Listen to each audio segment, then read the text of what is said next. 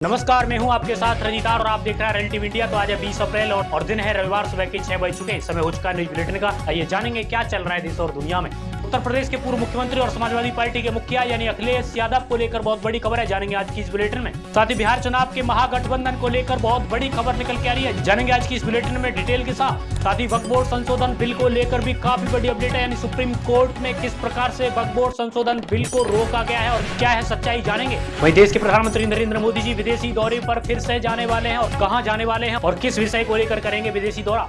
साथ ही आईपीएल को लेकर बहुत बड़ी खबर निकल के आ रही है, आईपीएल को लेकर भी चर्चाएं करेंगे आज की इस बुलेटिन में। साथ ही आप लोग अगर शेयर मार्केट में इंटरेस्टेड हैं तो शेयर मार्केट को लेकर काफी बड़ी खबरें हैं, जानेंगे आज की इस बुलेटिन में डिटेल के साथ। आप लोग बुलेटिन को कहां से देख रहे हैं और वीडियो को लाइक कीजिए, चैनल को सब्सक्राइब नहीं किया चैनल को सब्सक्राइब जरूर कीजिए। अगर आपने फेसबुक पर फॉलो नहीं किया है तो फेसबुक पर फॉलो जरूर कीजिएगा। चलिए स्टार्ट करते हैं आज की बुलेटिन को बिना किसी देरी के साथ। तो आज की सबसे पहली खबर आ रही है उत्तर प्रदेश से, यानी उत्तर प्रदेश के 7 जिलों में बोटिंग और वाटर स्पोर्ट्स की सुविधाएं विकसित करेगी योगी सरकार। यानी उत्तर प्रदेश में इको टूरिज्म को बढ़ाने के लिए सरकार 7 जिलों में बोटिंग, वाटर स्पोर्ट्स, ट्रैकिंग और कैंपिंग और साथ ही रिजॉर्ट जैसी आधुनिक सुविधाएं विकसित करेगी। इसके लिए चित्रकूट का कुंता बांध और महोबा का अर्जुन डैम और सोनभद्र का धंतरौल डैम, हमीरपुर का मौधा डैम और झांसी की गढ़मुख झील, सिद्धार्थनगर का मझौली सागर और बांदा के नाव टैंक को चुना गया है। वही अगली खबर आ रही है आईपीएल को लेकर, जीटी ने दिल्ली कैपिटल्स को 7 विकेट से हराया और 3 रन से शतक बनाने से चूके जॉस बटलर। यानी जीटी ने शनिवार को नरेंद्र मोदी स्टेडियम में आईपीएल 2025 के 35वें मैच में दिल्ली कैपिटल को 7 विकेट से हराया और दिल्ली कैपिटल ने पहले बल्लेबाजी करते हुए 20 ओवर में 8 विकेट और 203 रन बनाए। इसके बाद जीटी ने 19.2 ओवर में 3 विकेट खोकर लक्ष्य हासिल कर लिया है। जीटी के विकेट कीपर बल्लेबाज जॉस बटलर ने नवाद 97 रन बनाए। वही अगली खबर है उद्धव ठाकरे को लेकर, यानी राज ठाकरे और उद्धव ठाकरे से तकरार को लेकर कहा मतभेद छोटी बात है और दोनों के साथ आने की लगी अटकलें।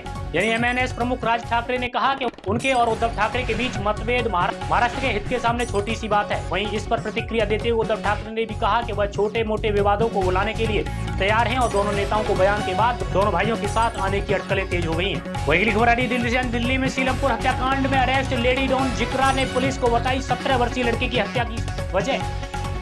यानी रिपोर्ट के अनुसार सीलमपुर दिल्ली में 17 वर्षीय कुणाल की चाकू घोंपकर हत्या के मामले में गिरफ्तारी लेडी डॉन जिक्रा पुलिस को बताया कि हत्या बदला लेने के लिए की गई है। रिपोर्ट के मुताबिक जिक्रा नवंबर 2024 में उसके भाई साहिल पर कुणाल के 2 दोस्तों ने हमला किया था और उसे लगता था कि कुणाल के कारण साहिल पर हमला किया गया है। वही अगली खबर आ रही है आईपीएल को लेकर, यानी केएल राहुल ने आईपीएल में पूरे किए अपने 200 छक्के। दिल्ली कैपिटल्स के बल्लेबाज केएल राहुल ने आईपीएल में अपने 200 छक्के पूरे कर लिए। यानी राहुल ने शनिवार को गुजरात टाइटंस के खिलाफ मैच में 1 छक्का लगाकर यह उपलब्धि हासिल की और राहुल यह उपलब्धि हासिल करने वाले रोहित शर्मा, विराट कोहली और एमएस धोनी, संजू सैमसन और सुरेश रैना के बाद छठे भारतीय बल्लेबाज बने। राजनाथ सिंह को लेकर राजनाथ सिंह ने कहा जवाहरलाल नेहरू भी औरंगजेब को क्रूर और कट्टरपंथी शासक मानते थे। दिल्ली से, यानी दिल्ली सरकार ने डमी स्कूलों पर कसा शिकंजा और 10 स्कूलों को भेजा गया है नोटिस।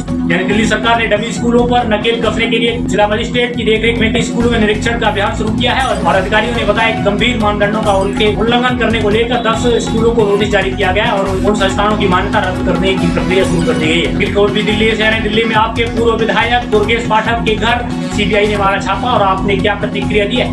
यानी दिल्ली में आम आदमी पार्टी के पूर्व विधायक गुजरात के सह प्रभारी दुर्गेश पाठक के घर गुरुवार को सीबीआई ने छापेमारी की है और दिल्ली के पूर्व मुख्यमंत्री मनीष सिसोदिया ने इस पर कहा कि गुजरात चुनाव 2027 की जिम्मेदारी मिलते ही पाठक के घर पर सीबीआई रेड ये कोई इत्तेफाक नहीं है। रिपोर्ट्स के अनुसार यह कार्रवाई विदेशी अंशदान विनिमय और अधिनियम के संबंधित मामले में हुई है। वही खबर आ रही कर्नाटक को लेकर, कर्नाटक में टाटा के 3273 करोड़ के आईटी पार्क को मिली मंजूरी और 5500 लोगों को मिलेगी नौकरी। यानी कर्नाटक सरकार ने Tata realty and infrastructure limited की ओर से बेंगलुरु के 3273 करोड़ की लागत से बनने वाले आईटी और आईटीएस बिजनेस पार्क को मंजूरी दे दी है। यह आईटीएस पार्क डोड्डानकुंडी इंडस्ट्रियल एरिया में 25.5 करोड़ भूखंड पर विकसित किया जाएगा और जिसका नाम टाटा इंटेरियन पार्क होगा और इससे करीब 5500 लोगों को नौकरी मिलने की उम्मीद है। वही खबर आ रही है दिल्ली से, यानी दिल्ली में 110 अस्पतालों को आयुष्मान योजना के तहत करार के लिए भेजा गया नोटिस। यानी दिल्ली सरकार ने आयुष्मान भारत योजना के तहत 110 अस्पतालों को नोटिस जारी कर दिया और उन्हें दिल्ली सरकार से करार करने का आदेश दिया है। रिपोर्ट के अनुसार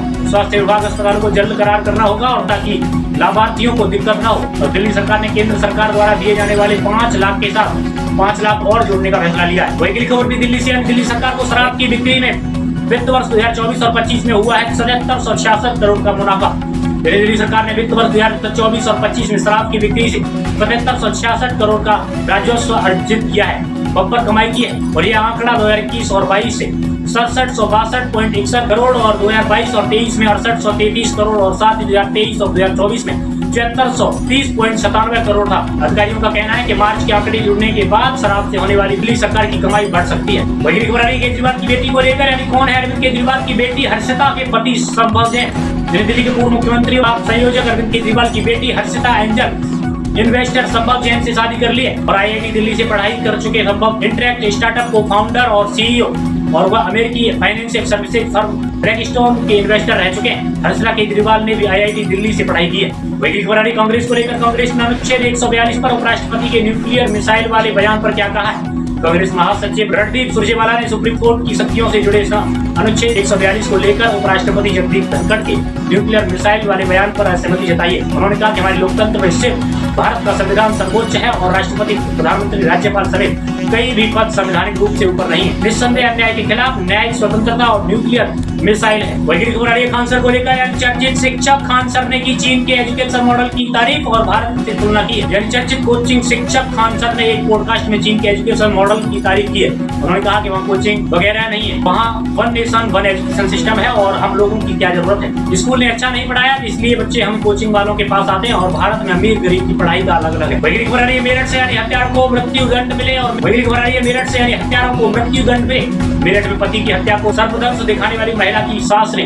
ऐसा कहा है। मेरठ में प्रेमी संग मिलकर पति की हत्या करने के बाद उसे सर्पदंश दिखाने वाली महिला की सास ने कहा कि मेरे बेटे के हत्यारे को मृत्यु दंड कम कुछ नहीं मिलना चाहिए। वही शख्स के छोटे भाई ने कहा कि हमारा परिवार टूट गया और हमने उस भाभी पर पूरा विश्वास किया था और ऐसे विश्वासघात की कल्पना कौन कर सकता है। वही खबर आ रही यूनेस्को को लेकर, क्या है नाट्यशास्त्र जिसे यूनेस्को में मेमोरी ऑफ वर्ल्ड रजिस्टर्ड में किया गया है शामिल, यानी UNESCO memory of world registered में शामिल किया गया और भारत भूमि का नाट्यशास्त्र भारत के सबसे प्राचीन ग्रंथों में से एक है। नाट्यशास्त्र में संगीत की विधाओं के साथ गायन, नृत्य और कविता, नाटक और सौंदर्यीकरण समेत कई विधाओं की विस्तृत जानकारी दी गई है। हालांकि कई नाट्यशास्त्र ही ऐसे आधुनिक समय में कई वाद्य यंत्र की जानकारी मिली। अगली खबर आ रही CET परीक्षा को लेकर, कर्नाटक में CET परीक्षा केंद्रों पर छात्रों को जनेऊ उतारने के लिए कहा गया और छिड़ गया विवाद।